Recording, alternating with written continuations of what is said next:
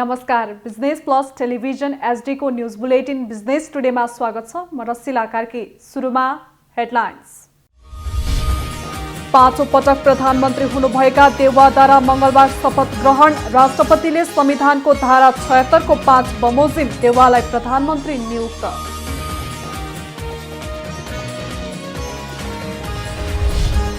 जनादेश भए पनि सर्वोच्चको फैसलाका कारण पद छाड्न बाध्य भएको निवर्तमान प्रधानमन्त्री केपी ओलीको टिप्पणी। सम्पूर्ण नेपालीलाई खोप सुनिश्चित गरेको दावी।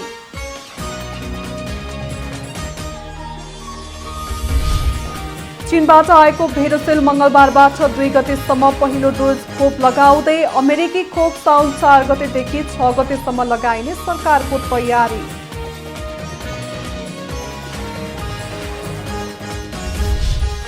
सात बुँदे माग राख्दै यातायात व्यवसायीहरूद्वारा यातायात व्यवस्था विभागमा धरना। भाडा समायोजन र कोभिड-19 विरुद्धको खोप लगाउन पाउनुपर्ने माग।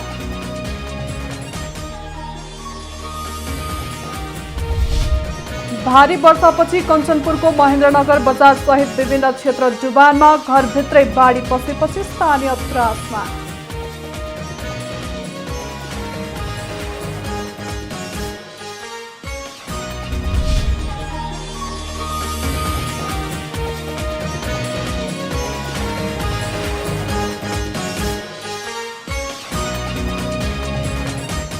बिजनेस टुडेको सुरुमा पाँचौं पटक प्रधानमन्त्री हुनुभएका देउवाले मंगलबार शपथ ग्रहण गर्नुभएको सम्बन्धी समाचार। पाँचौं पटक प्रधानमन्त्री हुनुभएका देउवाले मंगलबार शपथ ग्रहण गर्नुभएको छ। राष्ट्रपति विद्यादेवी भण्डारीले कांग्रेस सभापति शेरबहादुर देउवालाई प्रधानमन्त्री नियुक्त गर्नुभएको छ। राष्ट्रपतिले संविधानको धारा 76 को 5 बमोजिम देउवालाई प्रधानमन्त्री नियुक्त गर्नुभएको हो। सर्वोच्च अदालतको परामर्शपछि राष्ट्रपति विद्यादेवी भण्डारीले मंगलबार कांग्रेस सभापति शेरबहादुर देउवालाई प्रधानमन्त्रीमा नियुक्त गर्नुभएको हो। संविधानको धारा 76 को 5 अन्तर्गत बनेका प्रधानमन्त्रीले प्रतिनिधि सभामा 30 दिनभित्र विश्वासको मत लिनुपर्ने हुन्छ। सर्वोच्च अदालतले सोमबार प्रतिनिधि सभा पुनर्स्थापना गर्दै कांग्रेस सभापति देउवालाई प्रधानमन्त्री नियुक्त गर्न परामर्श जारी गरेको थियो। कांग्रेस, माओवादी केन्द्र, एमालेको माधव पक्ष, जसपाका 146 सांसदले देउवालाई प्रधानमन्त्री नियुक्त गर्न सर्वोच्चमा रिट दायर गरेका थिए।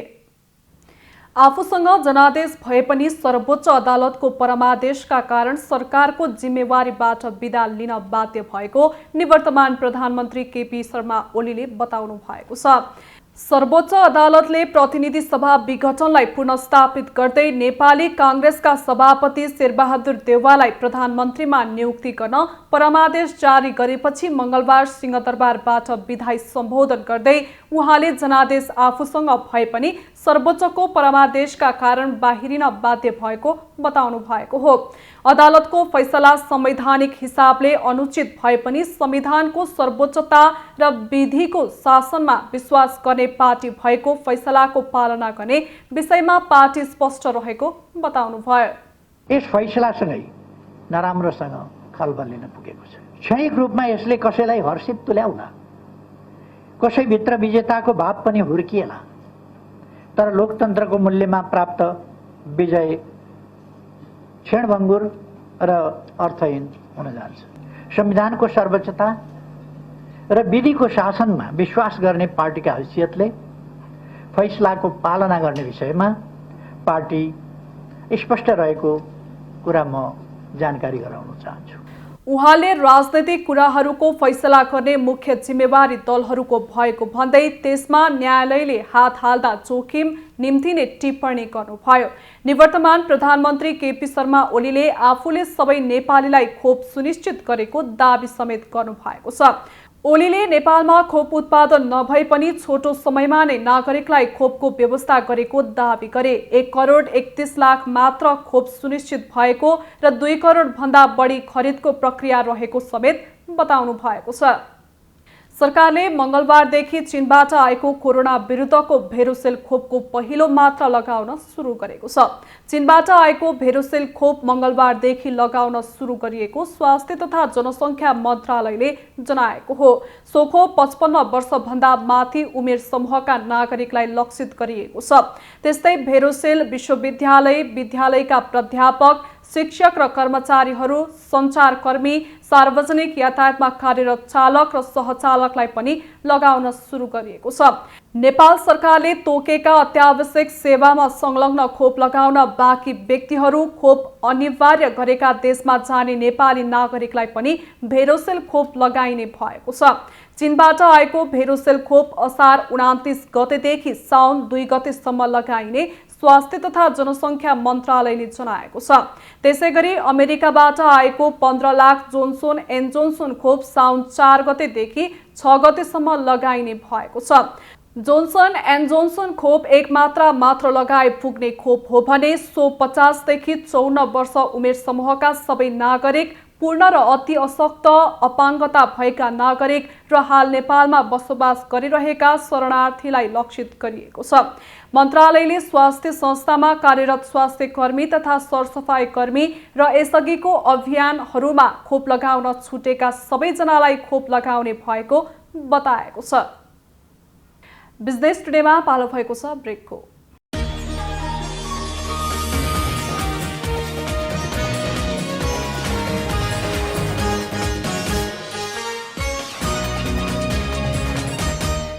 बिजनेस टुडेमा पुनः स्वागत छ। अब बाँकी समाचार। भाडा समायोजन र कोरोना विरुद्धको खोप लगाउन पाउनुपर्ने लगायतका 7 बुँदे माग राख्दै यातायात व्यवसायीहरूले यातायात व्यवस्था विभागमा धरना दिएका छन्। यातायात व्यवसायीहरूले यातायातसँग सम्बन्धितहरूलाई खोप लगाइनुपर्ने, यातायातको भाडा समायोजन गर्नुपर्ने र मौद्रिक नीतिमा व्यवसायको समस्यालाई समावेश गरिनुपर्ने लगायतका 7 बुँदे माग राख्दै मंगलबार यातायात व्यवस्था विभागको कार्यालयमा धरना दिएका हुन्। व्यवसायीले यातायातको बीमा छुट समायोजन गर्नुपर्ने, सडक कानून लागू गर्नुपर्ने लगायतका माग राखेका छन्। हामीले यातायात क्षेत्रमा लामो समयदेखि हाम्रा समस्याहरूलाई अवगत गराउने काम राज्यसँग गर्यौं र त्यति गर्दाखेरि राज्य सरकारले नसुनेपछि हामी बाध्य भएर विरोधका कार्यक्रमको रूपमा हामी आज धरनाको कार्यक्रमबाट अगाडि बढिरहेका छौँ। यसमा तपाईको चाहिँ लामो समयदेखि वैज्ञानिक भाडा समायोजन हुन सकेको छैन। यातायातसँग सरोकार राख्ने क्षेत्रका प्रभावित व्यवसाय र मजदुरलाई, श्रमिकलाई, कर्मचारीलाई भ्याक्सिनको व्यवस्था हुन सकेको छैन। लामो समयदेखि वैज्ञानिक भाडा समायोजन हुन सकेको छैन। मौद्रिक नीति आउन सकेको छैन। यसमा चाहिँ सरकारको कुनै ध्यान पुग्न सकेको छैन भन्ने लगायतका हामीले 7 वटा विषयवस्तुलाई राखेर हामीले सरकारका विभिन्न निकायमा पटक पटक आग्रह गऱ्यौँ, पटक पटक ज्ञापन पत्र दियौँ, पटक पटक भेटघाट गऱ्यौँ, छलफल गऱ्यौँ।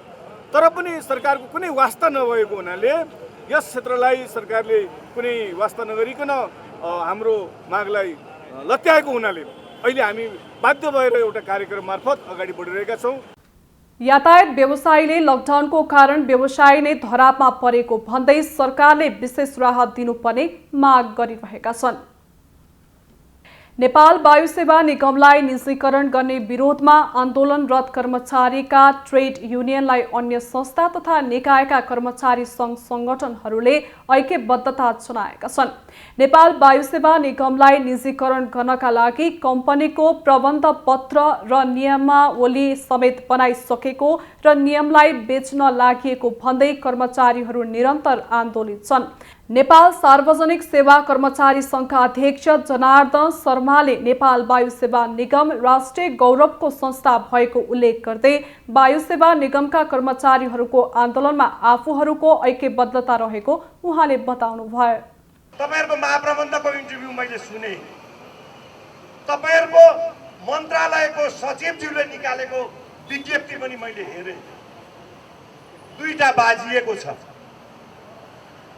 कि मन्त्रालयको सचिव फटाउन् कि यहाँको एमडी फटाउन्। दुईटामा एउटा चाहिँ फटा अवश्य हुन्, बाजिएको छ।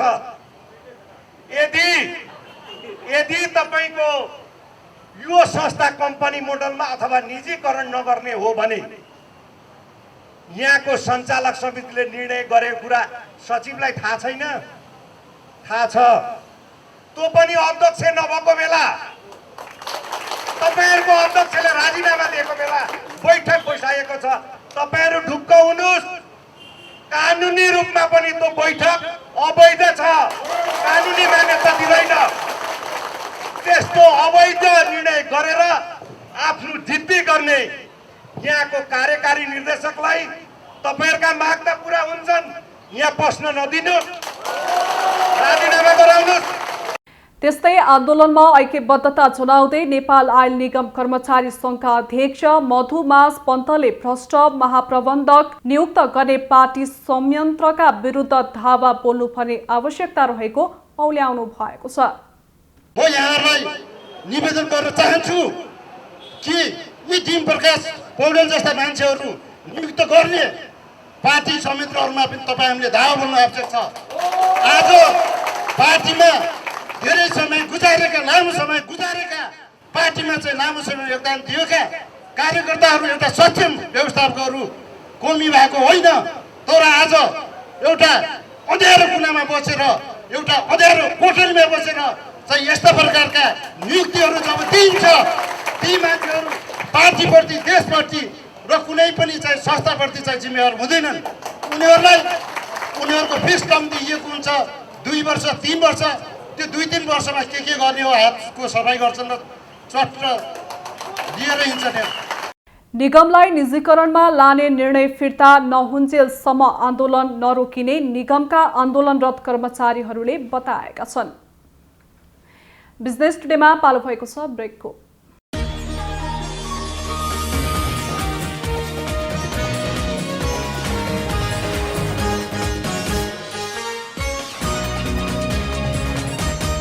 बिजनेस टुडेमा पुनः स्वागत छ। अब बाँकी समाचार। डडेलधुरामा निषेधाज्ञा खुकुलो भएसँगै बजार क्षेत्रमा चहल पहल बढेको छ। कोरोना संक्रमणको जोखिम उच्च रहेकै बेला चहल पहल बढ्नुले कुनै पनि बेला फेरि पनि त्रासदी अवस्था आउन सक्ने आंकलन गर्न थालिएको छ।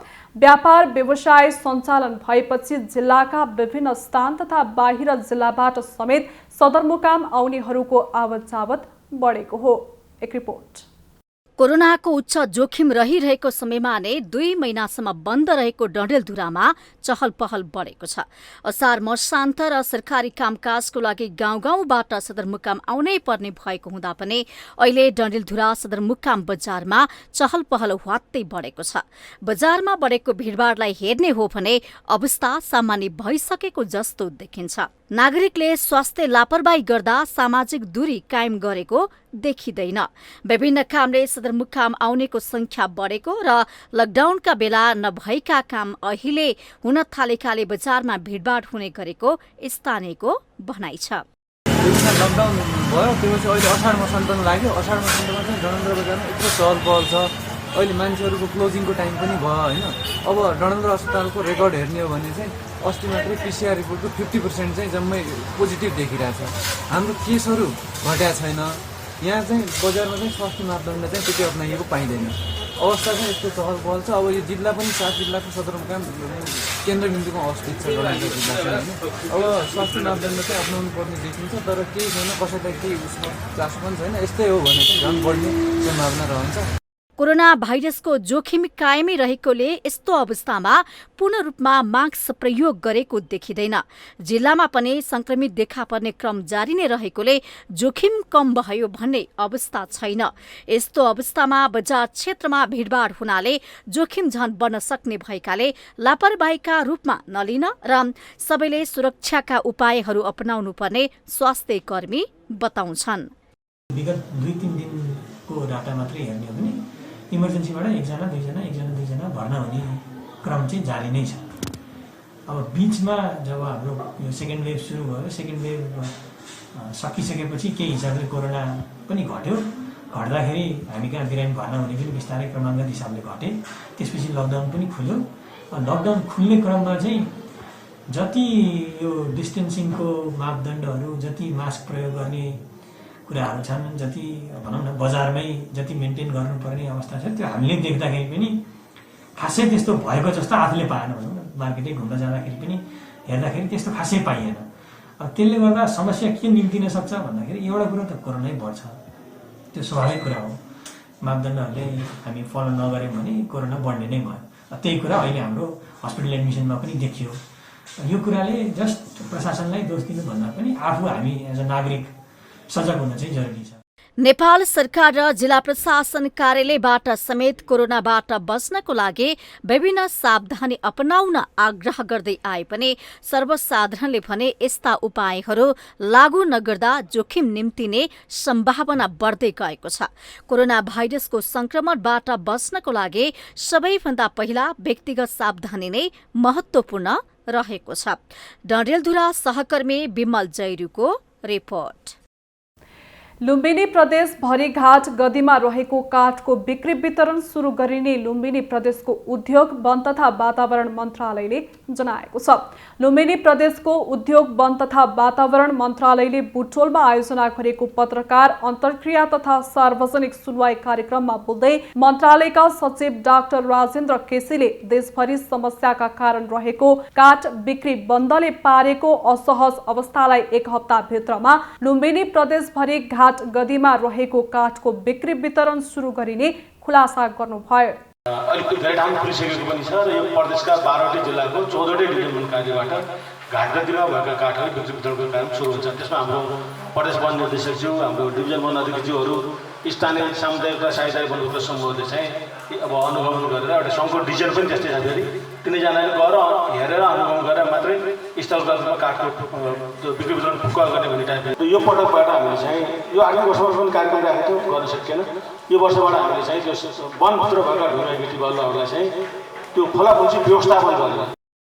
सोही अवसरमा बोल्दै लुम्बिनी प्रदेशको उद्योग वन तथा वातावरण मन्त्री कल्पना पाण्डेले मन्त्रालयलाई पारदर्शी, सुशासनयुक्त र जवाफदेही बनाउने बताउनुभयो।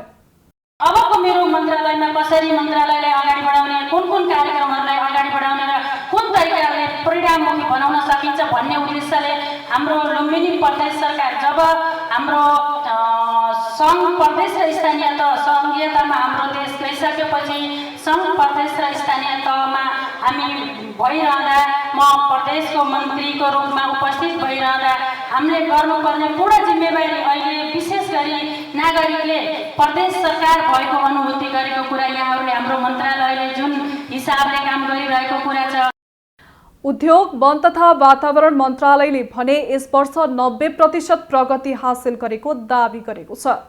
आर्थिक रूपमा चाहिँ देशलाई चाहिँ ठुलो व्यवहार गर्ने एउटा भावना चाहिँ व्यापक छ। त्यो घोषित होइन होला, तर त्यो अघोषित व्यापक रूपमा छ। त्यसलाई चिर्ने भनेको के हो भने यस्तै कामहरूले चिर्ने हो। प्रदेशको आवश्यकता र अस्तित्व यो कारणले छ भनेर पुष्टि गर्न सक्नुपर्छ। त्यसका लागि मन्त्रालयले गर्ने, प्रदेश सरकारहरूले गर्ने कामहरू भूमिगत रूपमा काम तपाईँहरू गरिरहनु भयो भने त्यसको अर्थ के? त्यसरी टिप्पणी गर्नेहरूलाई बल पुग्छ। त्यस कारणले जनसहभागितामा जोड दिएर कार्यक्रमहरू सञ्चालन गर्नुभयो भने राम्रो हुन्छ। कार्यक्रममा बोल्ने अन्य वक्ताहरूले सहभागितामूलक कार्यलाई मन्त्रालयले प्राथमिकतामा राखेर अगाडि बढ्न सुझाव दिएका छन्। थोरै तलबमा बाल विकास सहजकर्ता शिक्षकहरूले काम गर्नु परेको भन्दै डोटीका शिक्षकहरूले गुनासो गरेका छन्। प्राप्त तलबले दैनिकी गुजारा चलाउन पनि गाह्रो भएको भन्दै सङ्घीय सरकारले तोकिदिएको न्यूनतम तलब आफूहरूले पाउनुपर्ने माग उनीहरूको छ। एक रिपोर्ट। कम भन्दा कम तलबमा शिक्षकहरूले काम गर्नुपर्दा दैनिक जीविका चलाउन पनि असहज भएको डोटीका शिक्षकहरूले गुनासो गरेका छन्। सङ्घीय सरकारले तोकिदिएको न्यूनतम तलब आफूहरूले पाउनुपर्ने माग उनीहरूले गरेका छन्। हामीहरूको तलब चाहिँ 6,000ले हामीलाई केही पनि हुँदैन सर। अब हामीहरू बालबच्चा छ, बालबच्चाहरू पढाउनु पर्ने, पाल्नु पर्ने। अब हाम्रो घरको पनि कोही अब जागिर कोही छैन, त्यसले घर भाडै पुग्दैन। घरमा कोठा लिउँ भने पनि कोठा भाडा पुग्दैन, खानालाई पुग्दैन। त्यही हुनाले 6,000ले केही पनि नहुने, बालबच्चाहरू पनि पाल्न नसक्ने कारणले हामीहरूले यहाँ आइरहेको पारिश्रमिक कम भएको हुनाले धेरै गाह्रो गर्छ नि काम गर्ने। उनीहरू के अरे मजदुरहरूको त पैसा कति छ भनेपछि हाम्रो जाबत 6,000ले के हुन्छ? केही पनि हुँदैन। सरकारले लागू गरेको नियमलाई स्थानीय तहले नमानेर शिक्षकले आन्दोलन गर्नु परेको र उक्त माग सम्बोधन नभए सबै शिक्षकहरूले आन्दोलनका कार्यक्रम बनाई अगाडि बढ्ने बताइएको छ। न्यूनतम पारिश्रमिकमा काम गर्नुपर्दा दैनिक जीवनयापन गर्न गाह्रो भएको उनीहरूको भनाइ छ। दैनिक मजदुरी गरी खानेको भन्दा पनि कम तलब बाल विकास सहजकर्ताका रूपमा काम गर्ने शिक्षकको रहेको छ। शिक्षकका मागलाई सम्बन्धित निकायसम्म पुर्याई समस्या समाधानका लागि पहल गरिने जिल्ला शिक्षा विकास तथा समन्वय इकाइ डोटीले जनाएको छ। बुदाको रूपमा रहेको मागपत्र शिक्षा विकास तथा समन्वय इकाइमा जुन प्रस्तुत गर्नुभएको छ त्यसको हामी डिटेल अध्ययन गर्छौँ र तत्पश्चात सम्बन्धित निकायहरूमा यो मागपत्रलाई जस्ताको त्यस्तै फोटोकपी गरेर यो चाहिँ सम्बन्धित निकायमा पठाएर यसको कार्यान्वयनका लागि आवश्यक पहल कदमी के कति हदसम्म गर्न सकिन्छ त्यसका लागि हामी प्रयास गर्ने कुरा म यहाँ सम्पूर्ण उपस्थित भएका शिक्षक मित्रहरूलाई अनुरोध गर्न चाहन्छु। वर्षौंदेखि न्यूनतम तलबमा सेवा गर्दै आएका शिक्षकहरूको आर्थिक वर्ष 2078-79मा संघीय सरकारले मासिक तलबमा वृद्धि गर्ने भनिए पनि कार्यान्वयन नहुँदा शिक्षक मारमा परेका छन्। स्थानीय सरकारले तलब वृद्धि गरी समस्या समाधान गर्नेतर्फ ध्यान दिनु आवश्यक छ। डोटी सहकर्मी टेकबहादुर साउदको रिपोर्ट। मंगलबार नेप्से परिसूचक सकारात्मक देखिएको छ। यस दिन नेप्से परिसूचक 16.34 अङ्कले बढेर 2871.03 बिन्दुमा पुगेर बन्द भएको छ। नेप्से बढे पनि यस दिन कारोबार रकममा भने गिरावट आएको छ। सोमबार करिब 10 अर्बको शेयर कारोबार भएको बजारमा यस दिन 223 कम्पनीको 53,139 पटकको कारोबारमा 1 करोड भन्दा बढीको किता शेयर खरिद बिक्री भएको छ भने कुल 5 अर्ब 54 करोड 63 लाख रुपैयाँ भन्दा धेरैको शेयर कारोबार भएको छ। त्यसैगरी कारोबार रकमका आधारमा मंगलबार नेपाल बंगलादेश बैंक शीर्ष स्थानमा रहेको छ। सो बैंकको यस दिन 45 करोड 47 लाख रुपैयाँ भन्दा बढीको शेयर खरिद बिक्री भएको छ। बुलेटिनको अन्त्यमा अहिलेसम्मका हेडलाइन्स। पाँचौं पटक प्रधानमन्त्री हुनुभएका देउवाद्वारा मंगलबार शपथ ग्रहण। राष्ट्रपतिले संविधानको धारा 76 को 5 बमोजिम देउवालाई प्रधानमन्त्री नियुक्त।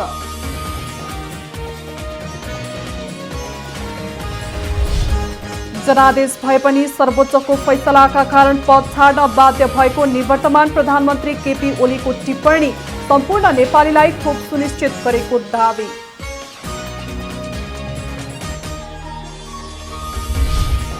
चीनबाट आएको भेरोसेल मंगलबारबाट 2 गतेसम्म पहिलो डोज खोप लगाउँदै अमेरिकी खोप साउन 4 गतेदेखि 6 गतेसम्म लगाइने सरकारको तयारी।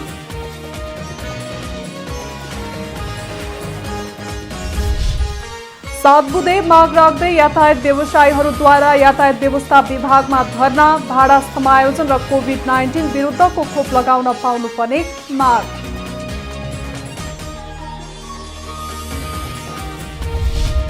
भारी वर्षापछि कञ्चनपुरको महेन्द्रनगर बजार सहित विभिन्न क्षेत्र डुबानमा। घरभित्रै बाढी पसेपछि स्थानीय त्रासमा।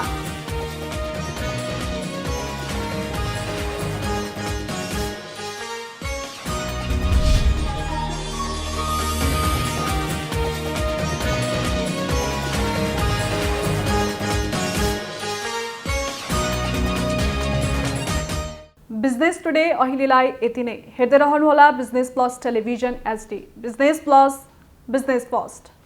नमस्ते।